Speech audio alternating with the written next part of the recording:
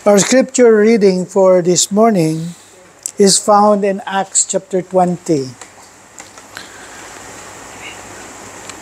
In the third missionary journey of the Apostle Paul, he's going back to Jerusalem, and that will be his last missionary journey.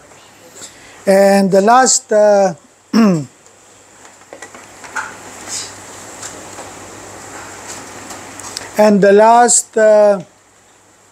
city that he went to is the city of Ephesus. So, ang Ephesus, napaka-importante when you study the Bible. And even after the Bible, madami sa mga apostolic fathers na may mga letters sila to the city of Ephesus. So, ang Ephesus actually, kung titingnan mo, comparatively speaking, isa siyang commercial hub sa Minor Asia or Asia Minor, pero nasa gitna siya ng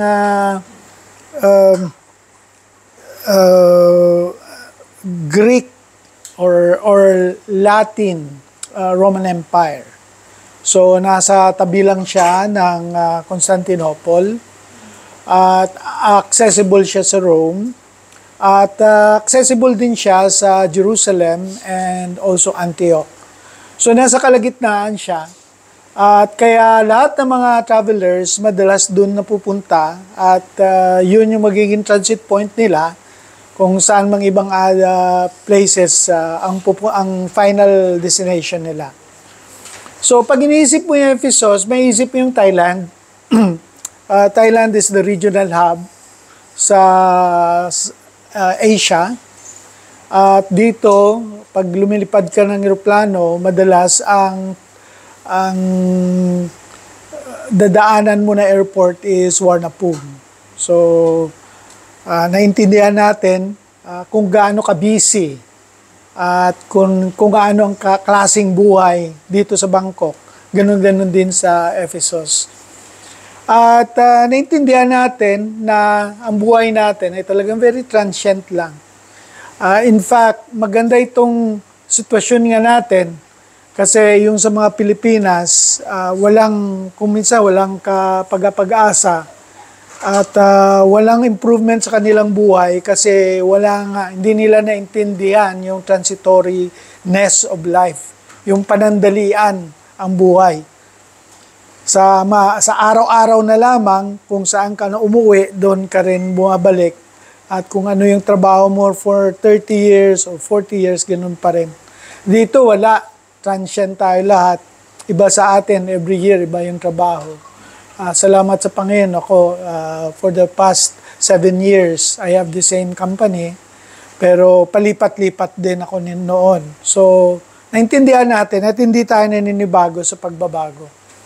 Si Apostle Paul, isa sa mga mission niya nung tinawag siya ng Panginoon ay yung paikot-ikot, palipat-lipat. Talagang yun yung naging trabaho niya.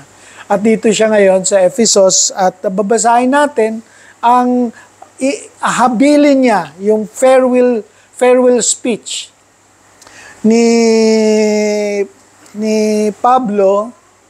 Farewell speech ni kanina, may farewell speech din si Brother Mark. So, ito yung farewell speech ni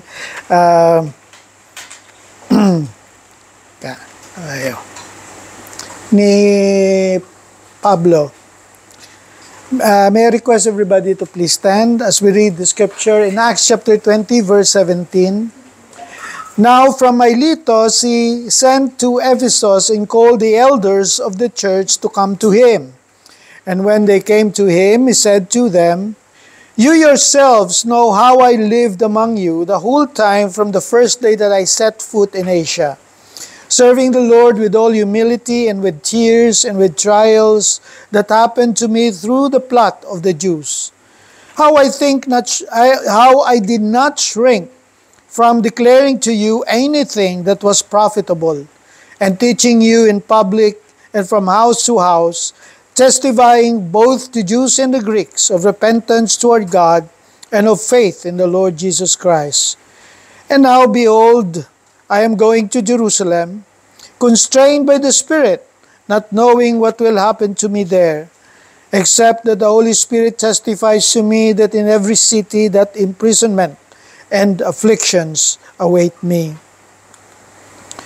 But I do not account my life of any value or as precious to myself, if only I may finish my course and the ministry that I received from the Lord Jesus, to testify to the gospel of the grace of God. And now behold, I know that none of you among whom I have gone about proclaiming the kingdom will see my face again. Therefore I testify to you this day that I am innocent of the blood of all, for I did not shrink from declaring to you the whole counsel of God. Pay careful attention to yourselves and to all the flock in which the Holy Spirit has made you overseers, to care for the church of God, which he obtained with his own blood. I know that after my departure, fierce wolves will come in among you, not sparing the flock. And from among your own selves will arise men speaking twisted things to draw away the disciples after them. Therefore, be alert, remembering that for 3 years I did not cease night and day to admonish everyone with tears. And now I commend you to God and to the word of his grace, which is able to build you up and to give you the inheritance among all those who are sanctified. I coveted no one's silver or gold or apparel. You yourselves know that these hands ministered to my necessities and to those who were with me. In all things I have shown you that by working hard in this way, we must help the weak and remember the words of the Lord Jesus, how he himself said, "It is more blessed to give than to receive." And when he had said these things, he knelt down and prayed with them all, and there was much weeping on the part of all. They embraced Paul and kissed him, being sorrowful most of all, because the word he had spoken, that he would not see his face again. And they accompanied him to the ship. Shall we bow our heads in prayer? Our Lord and gracious Father, we praise you for this time, that we could once again open your word, guide us through the Holy Spirit, Lord, that we may learn the basics of life and the transitoriness of life, and that our trust in you alone, our faith, hope, and love in you alone should be able to move us, to progress us wherever we are. For I pray of these things in Jesus' name. Amen.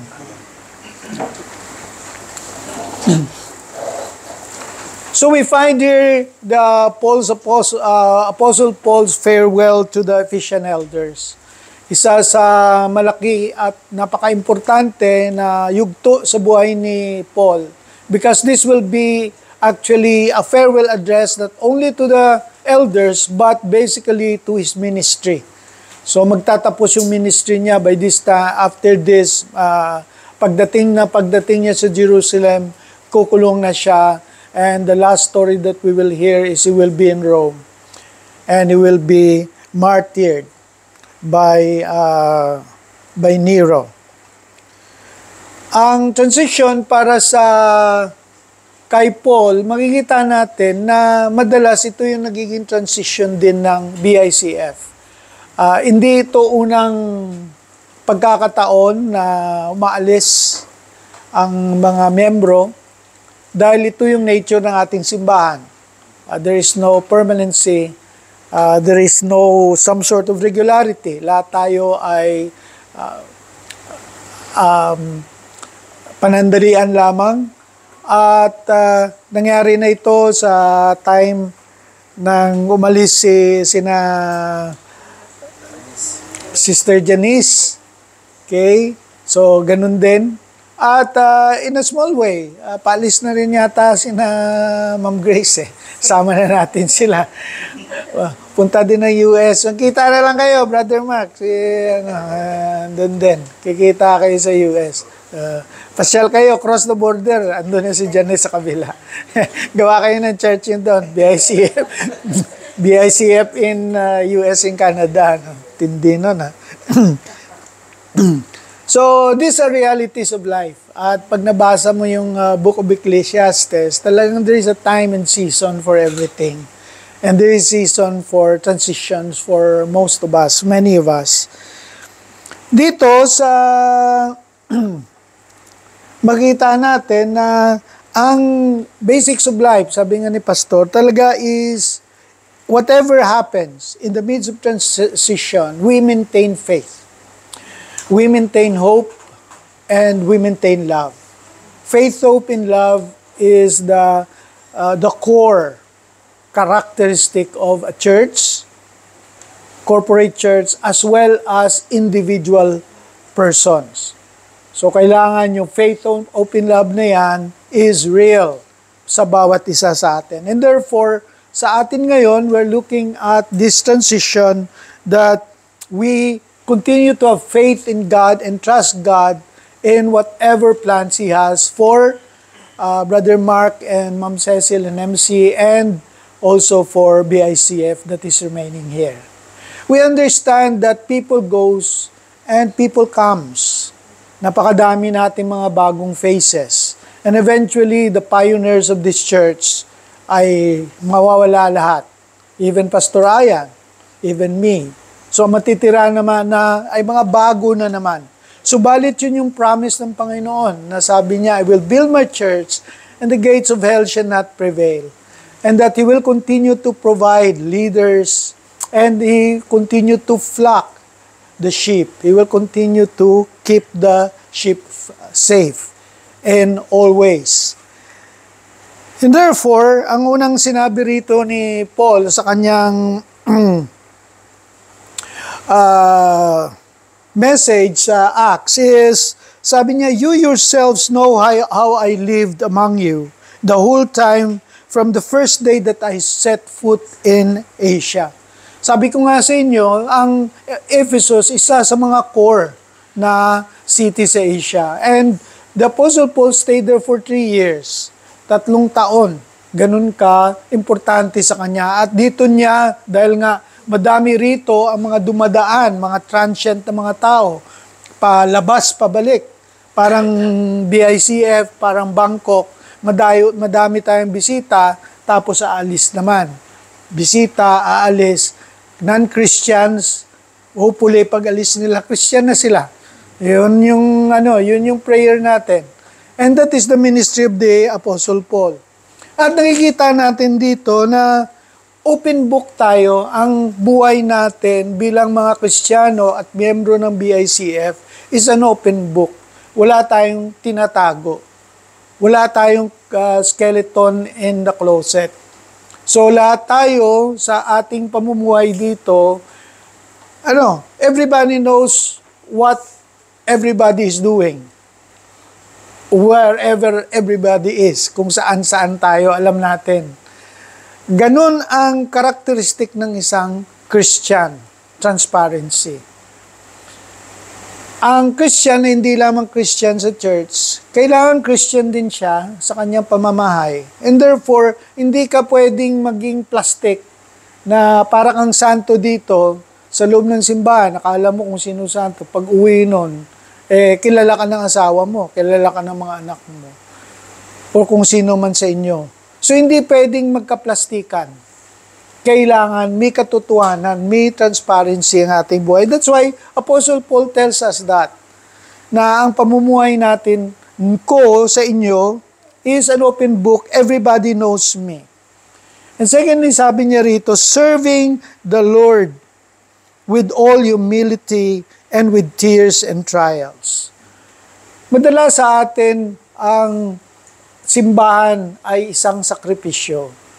Sa iba sa atin, may mga membro tayo na kung saan-saan pa nanggagaling every Sunday.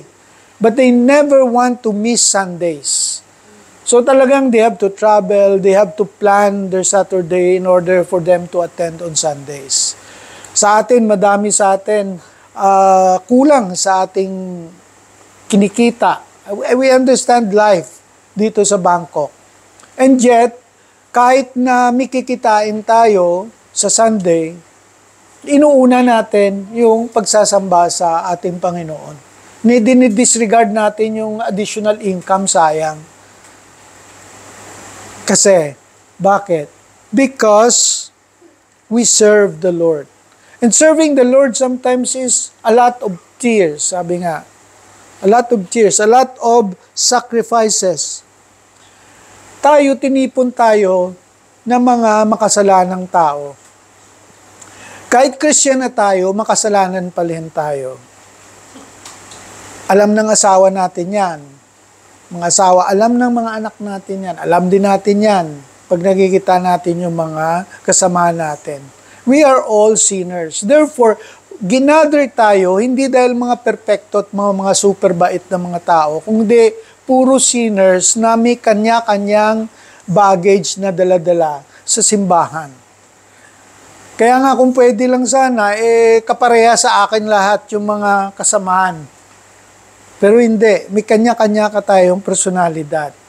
Meron tayong mga likes and dislikes. Ang compatibility natin ay napakababa. Pero isa na 100% compatible tayo, lahat tayo may pananampalataya sa Panginoon. Yun ang pananampalataya, ang nagbabind, nag-unify, that makes us a unit. Hindi yung personalities natin, kundi ang Panginoong Hesus. And therefore, ang ma-advise ko na kina Brother Mark na paalis sila dito, pupunta sa isang bansa, dalhin nila yung pananampalataya na andito, dinala nila sa BICF. Pagmamahal, yung mga hope, faith, hope, and love sa mga membro ng BICF, sa simbahan ng BICF, dalhin nila doon din sa kanilang pupuntahan. Dahil yun yung karakter ng ating pamumuhay. We know na hindi natin alam kung ano ang kahiyat-natnan. Alam tayo, kahit tayo, sa church ngayon. The Apostle Paul was really aware and was really concerned na habang kausap niya yung mga Ephesian elders, sabi niya, I do not know what will happen to me there. Hindi niya alam kung ano mangyayari sa kanya pag uwi niya sa Jerusalem. Alam natin, nabasa na natin. Kukulong siya at eventually mamamatay siya. Pero siya hindi niya alam. Pero may mga may mga clues or may mga hints. Alam niya it's going to be difficult for him. Sabi nga, except that the Holy Spirit testifies to me in every city that imprisonment and afflictions await me. So, sa ating paninirahan dito, kailangan palagi na tayong vigilant. Babantayan natin yung ating pananampalataya. Hindi pwede tayo na mag-assume lang, Christian ito, or mabait ito, siguro Christian ito, or okay tayo. Maganda yung natin, maganda yung growth natin, ang dami na natin. So, kampante ka, sabi mo, binibless tayo. Then, suddenly, guguluhin ng ibang espiritu. Kakagulo. So, kailangan anong ibig sabihin nun? Kahit anong kondisyon, sitwasyon natin, madami man tayo, kukonti man tayo, babawasan man tayo, dadagdagan man tayo, ang pananampalataya natin, ang trust natin, ang faith natin sa community should be anchored sa faith natin sa Panginoong Hesus. Na siya yung nag-aalaga, siya yung shepherd natin. Sa pag-alis ni na Brother Mark, kailangan makita din nila na hindi sila sigurado, especially ako, ang pinaka-first na magiging priority ko para sa kanila ay maghanap ng simbahan. At madaming Filipino churches doon. Ang daming mga missionary, daming nag-graduate siya doon na ang kanilang intention talaga ay pumunta sa Amerika at maging pastor doon. Dahil magandang kita. Walang kita sa Iloilo, walang kita sa kung saan-saan sa Pinas. Doon sila sa Amerika lahat. Ang dami doon. Pero yun nga, yung quality ng fellowship. Tayo, may paraan tayo at tayo ay nagagamit ng Panginoon para magbago sa mga congregation or fellowship na pupuntahan natin. Hindi lamang yung pupunta tayo doon ay kung ano, yung status quo, na gano'n na yon. We can live it up or pwede nating buhayin, pwede nating pasayahin, pwede nating mas mananampalataya sila sa Panginoon sa pamamaraan natin. We become the prime mover for change sa kung saan man tayo. And therefore, ang tinitingnan natin dito na ang change na to, tayo rin ang may desisyon sa pamumuhay natin sa ating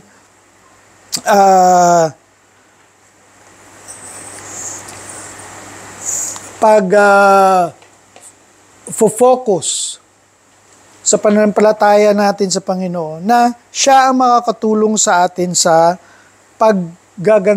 kagandahan nung pupuntahan natin. Hindi lang dahil maganda na sila, kundi pwede pa natin mapaganda. We will become a blessing to wherever we are from. Sa atin sa church, kailangan maging challenge din to. Okay? So wala na tayong treasurer.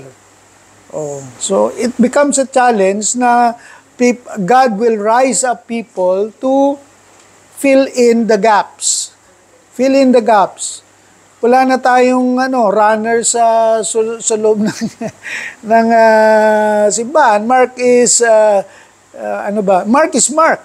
The Gospel of Mark tells that Jesus goes to and fro. Mark goes to and fro. Yung runner. Ganon yung karakter. Si Cesar, may karakter na pareha sila. Kaya lang paalis din to eh. Kaya somebody has to rise up to fill in yung mga ganitong mga pangangailangan. And God will provide. Amen? God will provide. Yun yung tinitingnan natin.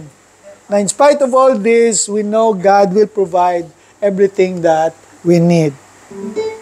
In terms of shepherding and watchfulness, ang sabi dito ni Paul, pay careful attention to yourselves and to all the flock in which the Holy Spirit has made you overseers to care for the church of God.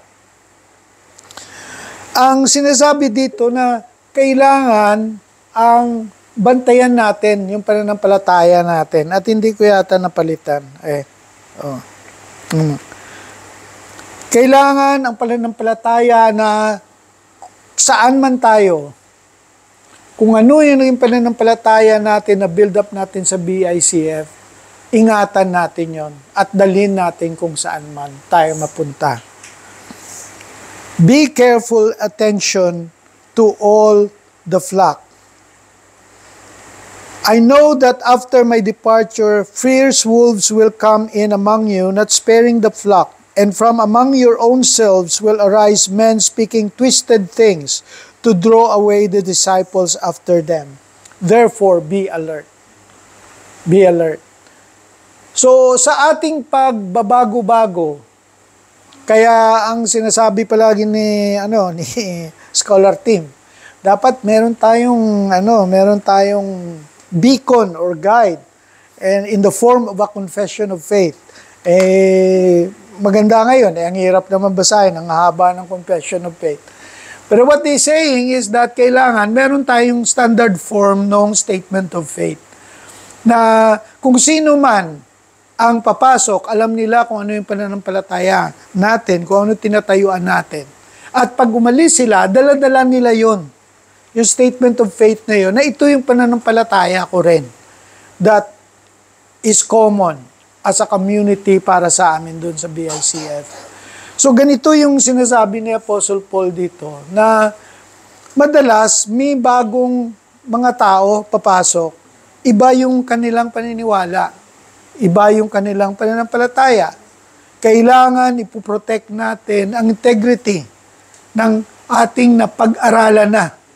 Imagine mo, nung binabasa ko nga, kaya gusto ko yung pupost ako sa YouTube, na pagsimula ko dito back in 2017, I think, nang nagtuturo sa BICF.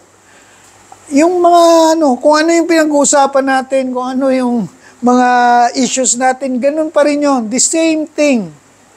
The same thing. Wala tayong binago. Wala akong binago. In terms of my teaching, wala akong binago. So that's the thing na masabi ko na I am very consistent. And therefore, sabi ni Pablo sa atin na we should be consistent with what we have.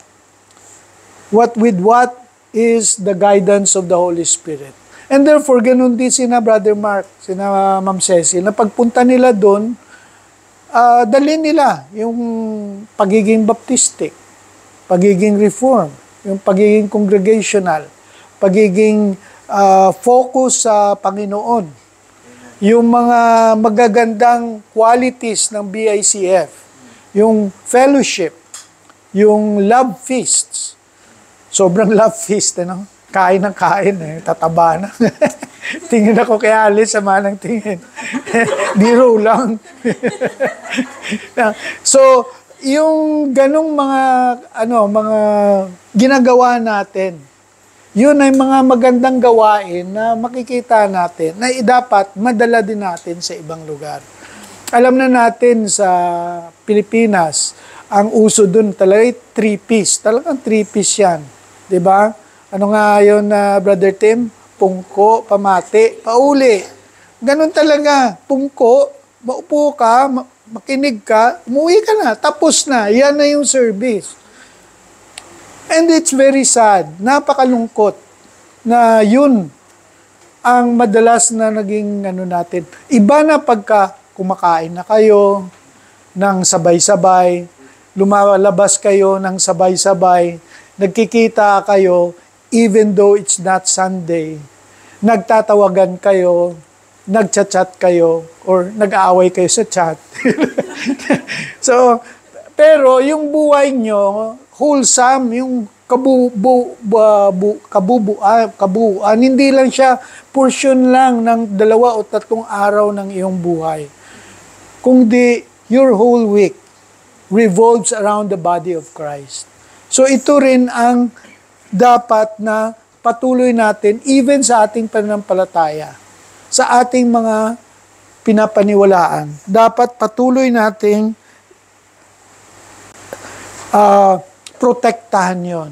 Kasi madami ang atakin nila yung tinuturo namin ni Pastor Ian, ni Brother Richard. Ay, hindi totoo yan. Hindi yan Bible. Ano kami?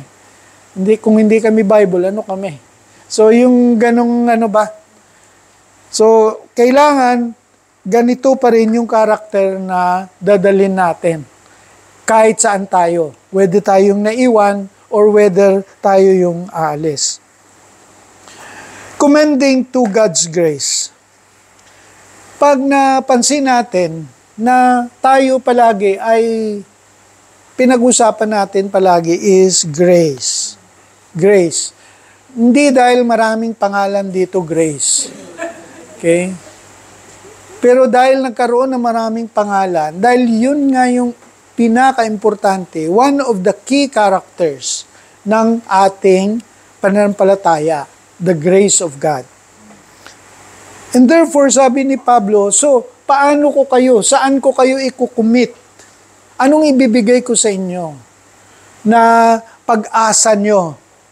Na kung saan dito nyo i-anchor yung pananampalataya nyo. Ang sabi niya, I commend you to the grace of God. I commend you to God and to the word of His grace, which is able to build you up and give you the inheritance among all those who are sanctified. So, depend on God's grace to build new relationships and in witnessing. Grace. Grace is different from mercy. Grace is different from love. Sa ating pagiging Kristiyano, alam mo, ang una talaga is minahal tayo ng Panginoon. kinawaan tayo ng Panginoon, at biniyayaan tayo ng Panginoon. So yung biyaya, yun na yung aksyon na may produkto. May produkto. Yung naawa lang kasi, wala pang produkto yan. Naawa pa lang. Pero pag may biyaya, may gift na. Yun na yung bibigyan ka na. At ito yung assurance natin na ang Panginoon may magbibigay sa atin ng lahat ng ating pangangailangan. Talagang napakalalim ng Christianity, kung saan ang lahat na supply ay nanggagaling sa ating Diyos. At siya lamang ang kailangan natin. Kaya napakadali maging Kristiyano eh. Okay? By the grace of God lang, tapos na. Kanya na yan. Siya na lahat magpo-provide. Kaligtasan mo, pangangailangan mo, buhay mo, sagot sa problema mo, by the grace of God. Ganun lang kaagad. And that grace, bali, continues to sustain. Kaya nga ang prayer talaga ni Pablo, sabi niya, I commend you to God and to the word of His grace. All the promises that He is giving to us, strengthens and sustains us is by the word of His grace. And grace, sa ating kasi tayong pinakamagandang paggamit ng word na grace. We believe that grace is sovereign. Amen? We believe in a sovereign grace. Ano ibig sabihin nun? Grace na overcomes everything. That can do everything. That is the kind of grace we believe. We don't believe in grace for all. Ano ibig sabihin ng grace for all? May grace daw yung pumunta sa impyerno. Pumunta ka na sa impyerno, bibigyan ka pa ng grace. Anong biyaya, anong gift, anong benepisyo na punta ka ng impyerno, may grace? Hindi. Espesyal ang grace. At ang espesyal na grace, ito ay para sa atin. Tandaan natin na ang kaya grace is grace. Mercy is mercy. And I will give mercy to whom I will give mercy, and I will give compassion to whom I will give compassion. Bakit? Dahil pinili tayo, hindi lang basta binuo sa lahat. Pinili tayo, binigyan tayo ng grace. And on the basis of that, we are strengthened and sustained. At doon kinakapit ni Paul, yung kanyang pananampalataya na patuloy susustain ng Panginoon ang ating gawain. In verse 33, yung what this grace produces. Anong binibigay nitong grace na to? Anong mga biyaya? Anong gift? Okay? I coveted no one's silver or gold or apparel. You yourselves know that these hands ministered to my necessities to those who were with me. In all things I have shown you that by working hard in this way, we must help the weak. And remember the words of the Lord Jesus, how He Himself said, it is more blessed to give than to receive. Paano mo makikita yung grace? Ang grace ay nakikita by generosity and by our support. The Apostle Paul was very, yung vocal siya. Pag sinabi niya, wala akong kinukuha sa inyo, I work for my own needs. Nagtatrabaho ako. Yun ang mahirap sa ibang mga simbahan na ang inaasahan nila yung kanilang simbahan na hindi naman kayang mag-sustain sa kanila. At pipigain nila yung simbahan nila na walang mabigay. Okay. And ito yung karakteristik ng church sa Thailand, especially sa Bangkok. Sabi nga, gusto ko nga yung pangalan ng TMCF yung tent makers, na lahat sila, wala silang pastor, yung pastor nila na sa Pinas, tapos kanya-kanya silang yung nag-a-assign, nag-i-speak. I like the idea. Parang siya, per century siya na structure. In a way, yung atin is also the first century. Kaya ayoko ng yung permanent na mga building, because the first century church, wala silang permanent building. They just go house to house. Ang tawag doon sa kanila, house churches. Tulad nito, kung sino yung may magandang bahay, kung sino may lugar, doon sila nagmi-meet. So, house churches, wala silang gastos, kaya hindi nila kailangan gumastos para sa kanilang mga pastor, para kung kanino dyan. Kasi may mga trabaho. And this is the way, sabi ko nga, pag binasa ko to, we can say, ako, si Pastor, ayan, si Brother Richard, masasabi nila na we serve without getting a silver, a gold, or anything from the church. Dahil wala naman kami sweldo. So anong ibig sabihin nito? Na ang importansya ng sweldo actually na meron ka is for you to be able to help, makatulong. In fact, ang essence ng yung mga nagsusweldo na mga pastor, actually para may maibigay sila. Na yung binibigay sa kanila, actually binibigay din nila. Ganun yung karakter ng totoong pastor.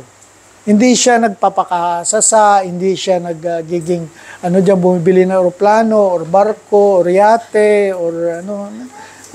Ang niya is also to share, especially to the weak. And therefore, ang natin, patuloy tayong maging generous and supportive sa bawat isa sa atin. May box dito mamaya. Kailangan medyo tandaan natin itong sinasabi ko. May QR code pa naman. Madali itong sagutin kaagad. So, bawat isa ay nagtutulungan.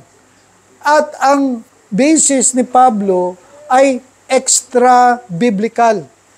Ano ibig sabihin ng extra-biblical? Wala sa Matthew, Mark, Luke, and John. Pero sinabi sa kanya diretso ng Panginoon. Ang sabi ng Panginoon sa kanya, which is not in the gospel, sabi niya, it is more blessed to give than to receive. So kung isipin mo, ito talaga yung personality, characteristic ng isang simbahan, characteristic ng bawat Kristiyano. Kaya ang paalis na lang si Pablo sa Ephesus, ang iniwanan niya pa, sabi niya, continue to be generous.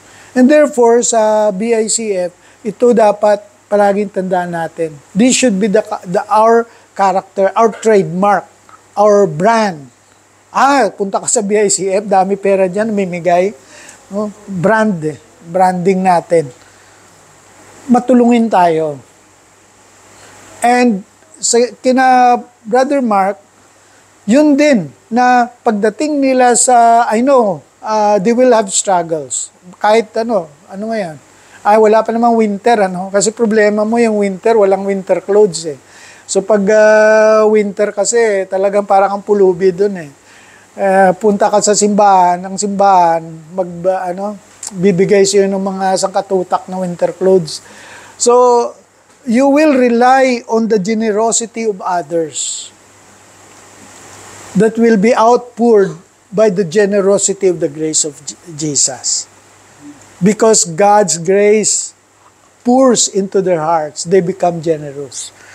So, pag nandun na kayo, medyo madami na kayong kinikita, kaya mas madaming kita sa Bangkok, lalaanin nyo naman kami.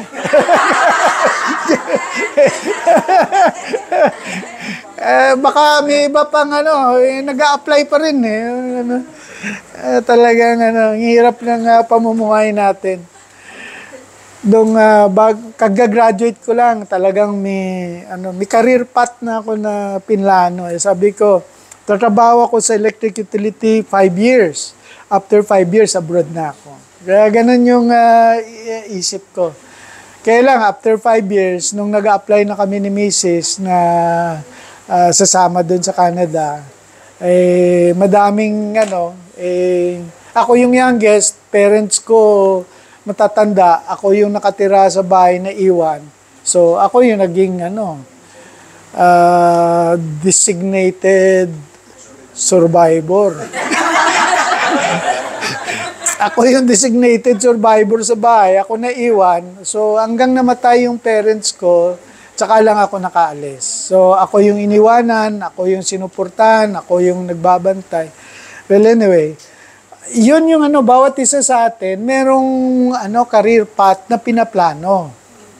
Pero ang Panginoon, may sariling career path para sa atin. So kung minsan may mga plano tayo, hindi nangyayari, and then suddenly, hindi mo nga naisip Bigla na sabihin, uy, may opening sa Amerika. Ay, sandali lang daw, 1 month process, andun ka na. Sige nga, test nga natin, 1 month, andun ka na nga. Ganon kabilis. I mean, there are things na suddenly changes the whole picture. Yung mga plano mo, bigla na lang But then, when opportunity comes, sabi nga, you grab it because sometimes opportunity comes only once. Kami, na-miss namin yun Actually, si Mrs., kaya nag-retire ako dahil in-interview din siya sa US. Kaya lang, nung pag-retire ko na, nagbigay na kami ng perang mga pang-down-down, racket yata yun. yung agency namin. Kaya napunta ka si Mrs. Kasi nag-retire ako early. So, ang offer, suddenly tumawag si Ma'am Grace. Sabi ni Ma'am Grace, Ma'am A, may opening dito sa ACT, sa Assumption. Sabi ni Ma'am Ace niya, sige, okay. Aba, mga 1 week lang, andun na sa Bangkok. Tapos yun, that's the, yan ang istorya, kaya andito kami. So, ganun lang na, you don't need to plan, but then, God provides everything by the grace of God, na yung walang-wala ka, bigla na lang magkakaroon ka. And because of that, we should also be generous to each other. And then, lastly, yung farewell. So, farewell and prayer. So, hindi matatapos yung nang walang farewell. Nag-farewell din si And when he had said these things, he knelt down and prayed with them all. And there was much weeping on the part of all. They embraced Paul and kissed him, being sorrowful most of all because of the word he had spoken, that they should not see his face again. And they accompanied him to the ship. So, ang appropriate talaga rito na makikita natin is prayer. Talagang prayer. Anong ibig sabihin ng prayer? Ibig sabihin, we believe in a sovereign God. Yun lang naman yung pinakasimple na reason kaya tayo nagpipray. Kasi alam natin, ang Diyos natin, magagawa niya lahat. At dahil mahal tayo ng Diyos natin, magagawa niyang lahat para sa ating kabutihan. And that's exactly what the Apostle Paul did. Live with prayers and blessings, maintaining emotional and spiritual connections. So sa bawat isa na yung labas-pasok ng simbahan, kailangan tanggapin natin yung reality na ganito yung character ng BICF. And we continue to maintain relationships. Kasi ang lalabas, pag imagine mo, 40 lang tayo dito na membro, for example, na nag-attend physically, pero ang daming mga sumasama pa rin sa atin. Marami pa rin nakikisama sa ating mga prayer meetings, sa mga online natin. Yung mga kanday Marisa sa Marilyn. Nakikipag-chatting pa rin, nakikipag-communicate pa rin. Pag pumunta ka ng Davao, ang dami nating mga kapatiran pa rin doon. So anywhere you go. So ang network bali ng Christian ay lumalawak. Hindi tayo actually nagdagdag bawas. Puro tayo dagdag. Nagdadagdag at nagdadagdag lang. Kaya ang importante lang dito is the relationship. Kailangan patuloy tayong magkaroon ng spiritual connections. Pray for each other. Kahit malalayo na sila. That's why we continue to have list of prayers for people that is no longer with us. Isa sa mga responsibility ng isang simbahan yon. And then, we continue to support. So, ang mangyayari rito, alis na si Brother Mark, sina Ma'am Cecil. So, they will be in their own journey. pero patuloy tayong magsusupport sa kanila through our prayers. And even for whatever financial needs. Okay? Na kapangangailangan nila, mga connections natin doon na makaka-connect sa kanila. We continue to do that. And this is precisely what the Apostle Paul is doing. Prayer, okay, answers everything that we need. And therefore, ang applications natin rito is we continue to be steadfast in our faith sa ating pananampalataya. Alam ko na medyo may kalungkutan, pero this becomes also a challenge for our faith. For the faith na nandito, na sayang, mamimiss na naman natin yung tatlong upuan, tatlong activities, yung mga chika-chika, yung mga kain-kain, kape-kape, kung ano-ano pang mga malalaking mga But we have our memories. We have joyful memories. And we can always chat with them. So yun yung magandang sa technology ngayon .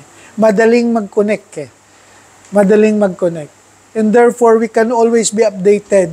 Sila, ma-update sila what is happening sa BICF. We will also be updated what is happening to them.